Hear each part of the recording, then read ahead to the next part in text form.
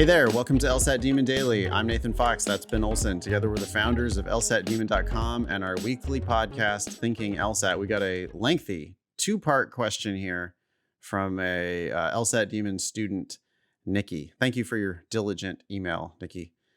Ready to tackle it, Ben? Yeah, let's do it. Hi, Ben and Nathan. Topic 1. I've been practice testing in the mid 170s. That's awesome. Great. My last 3 practice test scores from most to least recent have been 177, 175, and 174. Oh, you're on a downward trajectory. People don't understand sarcasm. Don't stop it. My range for missed questions by section have been 0 to 3 for logical reasoning, 0 to 1 for games, and 2 to 3 for reading comp. I have missed 4 questions total on each test. I missed 1 question on games. On the test, I scored 174. I since have studied logic games more and have resolved that problem. All right. This sounds like a good problem to have, Nikki. Good. What's your question? Yeah. I mean, it's like, I'm killing it super hard in all areas. Everybody listening is like super angry. I was missing 1 on games, but now I don't do that anymore. Okay. Okay. Congratulations. Good. Yeah, good job. You wanted a little pat on your back. Okay. I'm signed up for June. My initial goal score was 175, but I have modified my goal to get at least a 177. Don't care. I don't care what your goal is. Your goal is the highest you can possibly get. Okay. I ideally would be consistently practice testing in the 177 to 180 range by the June LSAT. This gives me some cushion for test day nerves. What are you having nerves for? God damn, you're totally destroying this test. Yeah. You got to be grateful. A little gratitude. Start a gratitude journal, Nikki. I mean, like the vast majority of students are never going to be at this level. You need to start being thankful for where you're at instead of being like so hyper focused on the few that you're not getting. I'm not telling you to, I do want you to be greedy, but like slightly revising your goal up to 177. What? No, you want the best you can possibly get. And I don't know about this cushion idea. Have we talked about the 85% rule? I heard this the other day. Let's hear it. So Hugh Jackman was saying this. I don't know if it's true. Love Hugh Jackman. He's awesome. Yeah. He said that when you tell runners to run 85% of their capacity, they tend to run faster than when you tell them to run 100%. Sure. Because at 85%, they can focus a little bit more on form and relax into the run. There's a golf analogy too. Sure.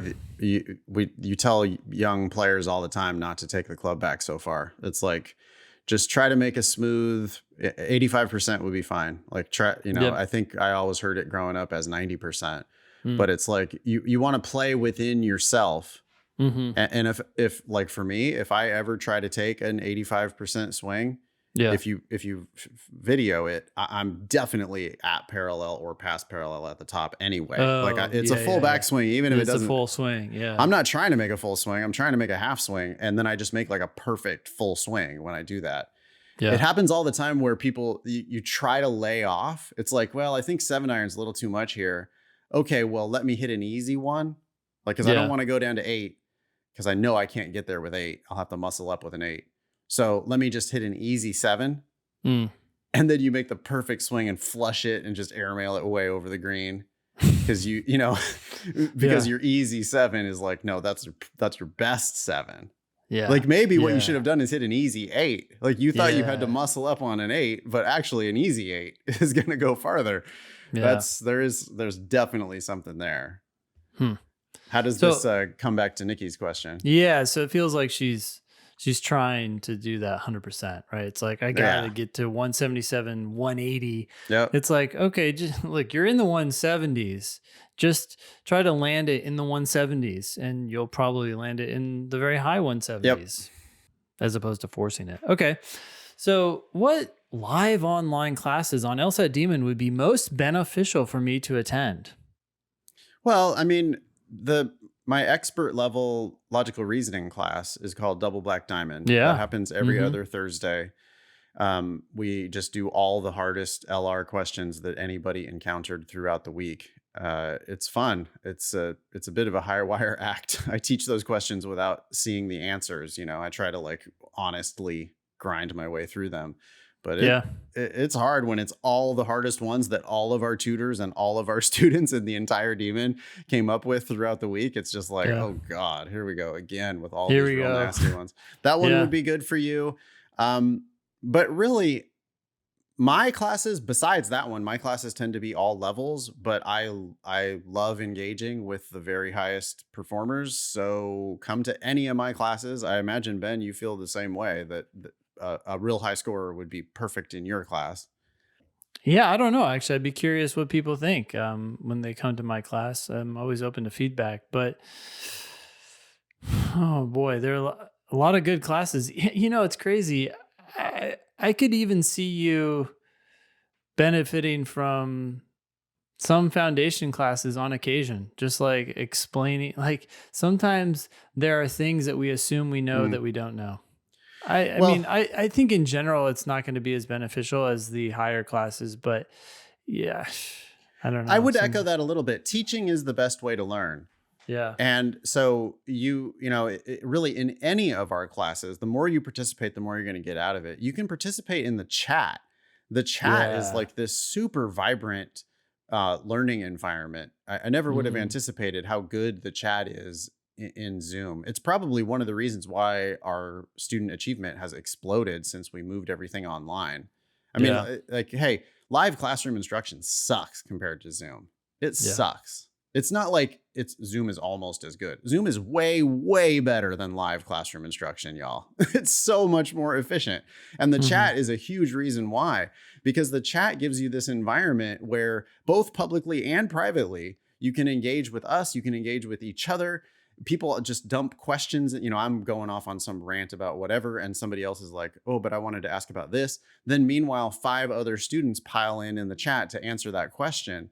Nikki, as a high scorer, I would love to see you helping out more in the chat like that. Like look for opportunities where people ask questions and then see if you can explain it. Yeah, as you explain it, you will realize you're like, wait, I understand this. So then you'll start explaining it, and then you'll realize it and understand it even better than you did before you explained it. And you'll be like, wow, okay. And you'll start implementing it in your practice tests. That's a really interesting point. I basically expect our teachers to reach out to me asking me things that they don't understand. That's our teachers. That's people who have already scored in the 99th percentile and have been teaching LSAT for a while. I expect them to put stuff onto the double black diamond agenda because they struggled with it. Or like, I expect them to use the ask button, or I expect them to, in our public, or in our, private teacher chat on Slack, I expect them to be like, hey, I struggled with this issue. Yeah. Because if you're not, then I don't think you're genuinely like, a teacher is the top student. Well, the top student should be getting confused sometimes. The top student should be like genuinely trying to figure stuff out. It's part of why, Ben, our podcasts have been so useful, right? Is that we get to like kick ideas around all the time. It's not like I know everything. It's not like you know everything. We're just like, well, I don't know, dude. What do you think about this? Like, how do we get there? Right. Yeah. So I think, Nikki, I think you can just engage in any of our classes and try to help people out as much as you can and just deepen that understanding one question at a time. Yeah. You want to continue the email? Sure. Will Project 180. That was a class that we had before, I think taught by Matt, right? Matt Dumont. Yeah, you'd have to ask Matt. I mean, he put Project 180 on hiatus because that's his class. And he put it on hiatus because he had, the small matter of law school 1L final exams to deal with. Whether he can fit that in with his summer schedule, I don't know. I just saw on LinkedIn yesterday that he has officially announced he's working in the Maryland judiciary this summer. Congratulations, Matt. He will be around. He will be teaching classes. I don't know if that one specific class, but we do have other like expert level classes, right? So we have logic games mastery. We have all the mastery level classes are meant to be kind of high level classes. Yeah, I think Nikki's giving the Project 180 like special significance because it has 180 in the title. And that's a little bit of the problem with that name. Yeah. Yeah.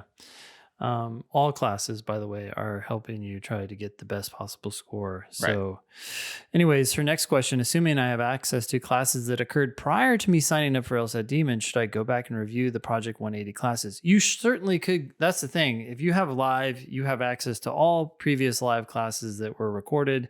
So you can go back and you can check it out. And if you enjoy it, sure. Watch but I don't think it's what you think it means. I don't think that it's not like that was if you don't go to that class, then you're definitely not getting a 180. That's not the point of that class.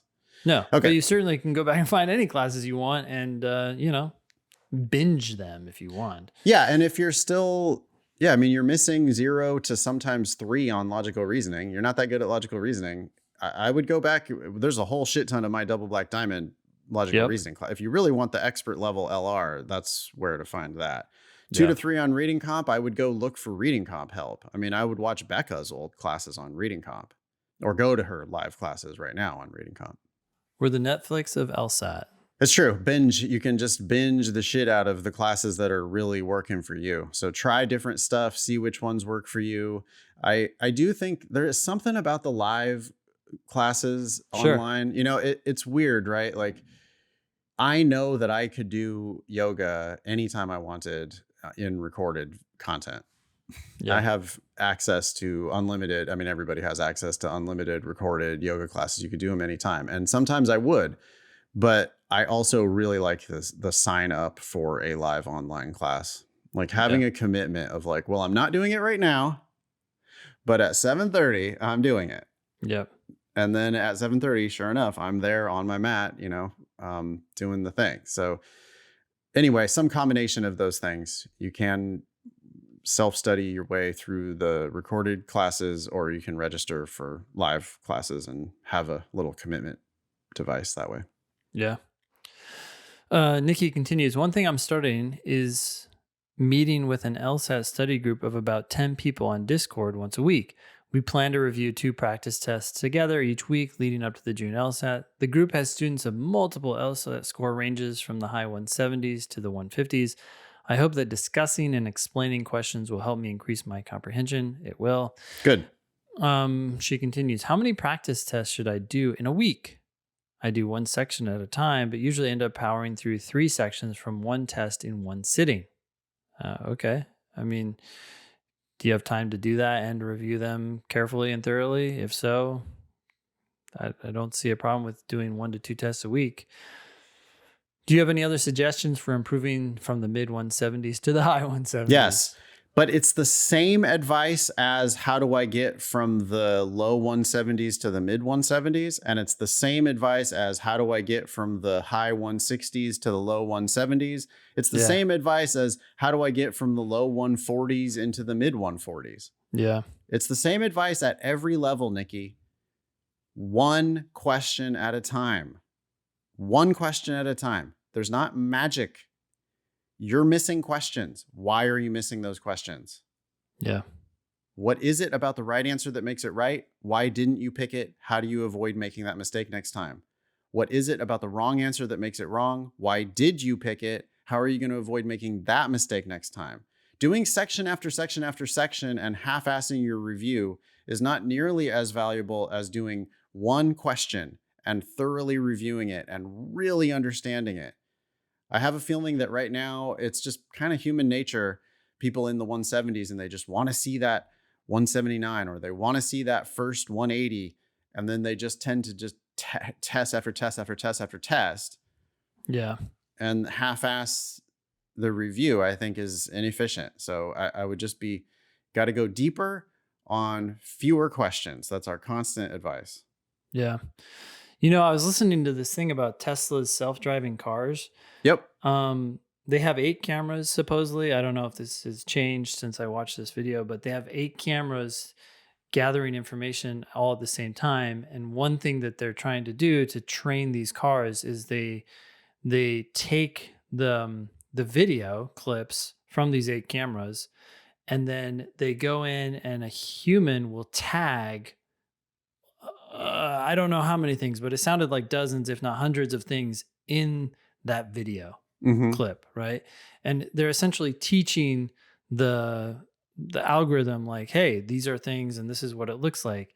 And as I was listening to that, I was thinking about students, and it's like when you do this one question and you really learn it, you really understand where you went wrong, and you answer these 6 questions you keep asking, right? It's like you're tagging correctly. It's like you're setting in place this piece of information that can then be helpful for you as a very advanced biological machine, right? You're not artificial, you're actual intelligence, but you're this machine that basically is learning from this experience and then extrapolating it to all sort of future experiences that are similar to it. But if you don't tag that question, if you don't learn about it effectively, then you're just kind of videotaping a bunch of information and not doing anything with it. It's just like experience as opposed to like learned experience or something that is actually valuable for the future.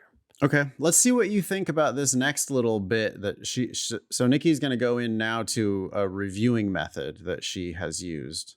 Let's see if this connects to your Tesla example at all.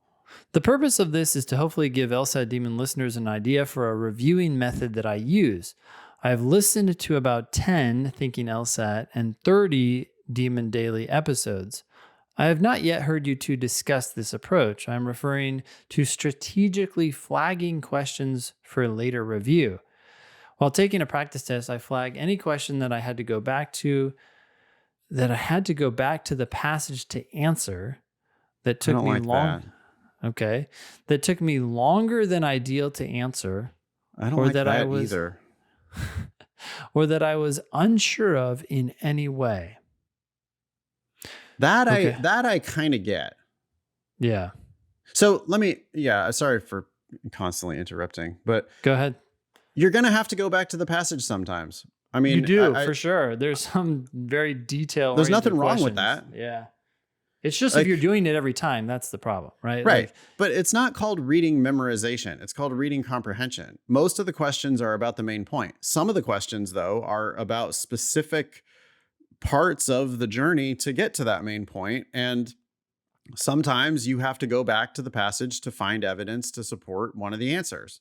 Yeah. Like, I think they might have talked about this. Oh, yeah. Okay. Yeah, there it is. They said that explicitly. Okay. Well, you're not supposed to have just memorize the whole thing. You're going to have to go back on, I don't know, maybe 1 out of 4 questions on reading comp. I end up going back to the passage. Something like that. I don't know. Yeah, I was going to say 1 to 2 per passage. Yeah. So, okay. So 1 out of 3, 1 out of, whatever. Some of them, not probably half of them, but some of them, you're going to go back to the passage. I don't think you need to be distracting yourself by noticing that you're going back to the passage. I think it should just happen kind of naturally. Like sometimes you predict the answer. Most of the time you predict the answer. Sometimes you go, well, probably this. I think they might have said something like that, but let me go get the evidence. Or Bennett says, show me the receipts. I want to go look at I want the proof of this before I vouch for it. When I think about that proof, I think the most often time that I am going back, I don't know if it's the most often, but it's pretty often. It might be something where the answer says most, and I'm like, wait, was this for most of this whatever thing they were talking about? And then I go back and I'm like, oh, yeah, it says usually here. I guess it was. This works. Yeah. Because sometimes too, that can end up making that answer wrong, right? Because it was only for some of them, or they gave me a couple examples and But Nikki seems to think that that's a weakness, right? She's flagging it, and then she's like going to go back. Her next sentence is, I view these as indicators of my weak points. It's like, well, no, I don't think that's necessarily a weak point. That's just one where you had to go back and find the evidence for it because it was a kind of a detailed, fiddly answer. I don't see anything wrong with that. As far as flagging questions that took longer than ideal to answer, that's just a mental game. You're like, you have like a process going on in the side, tracking how long you're taking and deciding whether this question is going to should have taken. I mean, who knows? That's the thing, is that for some of these questions, you're going to answer them in 30 seconds, and others it's going to take 2 minutes, and that's totally normal. That's part of the ebb and flow of these questions. This method, Nikki, you're training yourself to pay too much attention to the time. I would definitely stop doing that. Some of the questions you're going to answer in a flash. Most of them you're going to answer in a flash. Some of them are going to take a little bit longer for whatever reason. Who gives a shit? Who cares? You're going to get it right or you're not going to get it right. Now, if it's a logic game that you really feel like, oh boy, I failed to unlock this one, there's got to be something else there. That I don't even think you need to flag, because you get done with your timed section or whatever and you go back and you go, yeah, boy, that third game really, that I hit a stumbling block on that one. But that's not anything to do with flagging. And I can't imagine flagging individual questions on LR because of this reason, like, oh, that one took me a long time, or flagging questions on RC because that one took you a long time. I just think, like Ben said, you've got this extra junk process running. You're, even if it's only taking up 2% of your brain capacity, this like, how long am I taking? How long am I taking? How long am I taking? Do loop that just never stops. That's gumming up the works. And I would cancel that, Control-Alt-Delete, force quit that program. Yep. And just only think about the question. Uninstall it. Yeah. Get rid of that. You just don't need to finish. You got to give up on the idea that, well, I skipped one of her sentences. My goal is to identify the area of comprehension that I needed for improved speed and confidence. I just hate it when people talking about improving their speed. And I think it's holding you back, Nikki. It's interesting because, I mean, at the end of the day, we expect people to get faster, but you just don't want to confuse that with the specific goal of like, or hyper focusing on that goal of getting faster. No, you have to go faster by accident. You have to slow down to speed up. You have to do the 85% thing. You have to do the 85% thing to run 100%. Yeah, or you have to make your 85% golf swing to hit it 110% as far as you normally do. Yeah. You know, like you got to do less to get more out of it. And Nikki is like, it's very common. Like you can just feel the type A oozing out of this email. Right. But you're starting to get caught up in the process, and processes are good. I think people are more successful when they have a good process in place and then they keep repeating that process over time. You don't make leaps and bounds by, cramming and then doing something else tomorrow.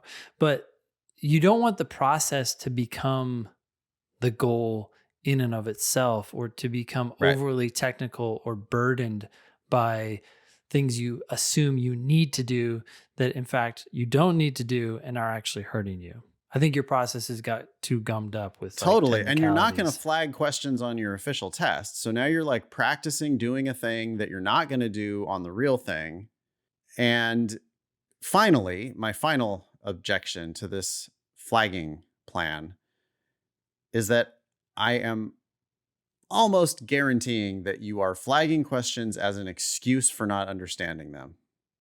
You're like, well, I've been taking too long on this one, so I'm going to flag it. And then, maybe I get it right. Maybe I get it wrong. I'll review it later. I'll flag it. And it's like this decision. It's another junk process, right? It's the process of monitoring the time, taking up 2% of her brain. Then she's got another 2% of her brain involved in the do I flag, don't I flag, do I flag, don't I flag? Where do I give up on this one? I know I'm struggling with it. Should I flag it? Well, not yet. Yeah. Okay. Now should I flag it? Well, not yet. Okay. Well, now should I flag it? The time has been using a lot of time. Okay. Well, then, okay. So, yeah. So I'm just going to pick D and flag it. And it's like, well, wait a second. If you got rid of all that extra bullshit in your head, you might have just been able to sort it out. And with 5 or 10 or 15 more seconds of earnest grappling with the question, you might have been able to sort it out. Well, also too, think about like when you go to the gym and you're doing weights and it's like you could eke out one more rep or you could just stop early. It's like that last rep is where you're making the most progress. If you can do 12 and the last one is the hardest one of all of them, but you did it, that's way better than just doing 11 and then being like, okay, well, I'll do 11 again tomorrow. It's like, take this effort and like get into that question and solve it now, today, not tomorrow, not later in the week when you're going to be going to some class about it and probably not even touch on it. Yeah, I mean, because Nikki's like, well, then the next thing that I do is I read lessons and I attend demon classes on those topics from my flagged questions. And it's like, what topics? I feel like you could have just figured it out in the moment. Topical classes, really. Like, she's turning a 1-question struggle into an hour worth of potentially just totally fruitless. I would much rather you just do your best on it. If you got it right, then you figured it out. If you didn't get it right, then now you need to do a real serious review of that question. Not of a lesson on that question, not of a class on that question, of that question. Why did you get it wrong? Why did you pick the wrong answer? Why didn't you pick the right answer? That one question is what you need to learn, not global, bigger picture takeaways. You don't need to be getting bigger patterns. You need to be getting that one. The bigger patterns will emerge from a serious understanding of that individual question. Right. It feels like you're kind of having a loose understanding of that question and then trying to combine that loose understanding with another question and another question. And then it's like, oh, I've deduced some sort of pattern here. And now I'm going to decide that my weakness is this thing. And so then I'm going to go to classes on those topics. There just simply is not, there aren't classes that are that specific. The classes only get specific based on the whatever questions we happen to be going over in that class. And especially at your level. I mean, you're already in the mid 170s or sometimes scoring 177. Like you need to grapple with individual questions, and I would just do your best to get it right. If you miss it, then you've got written explanations, you got videos, you got the ask button. Definitely use the ask button if you're not already, Nikki. Write really good questions. You'll probably sort it out for yourself half the time. All right, we done with this one? I think so. Thanks, Nikki. Email daily@lsatdemon.com if you'd like to ask us a question or share some LSAT or law school admissions news. Thanks for listening.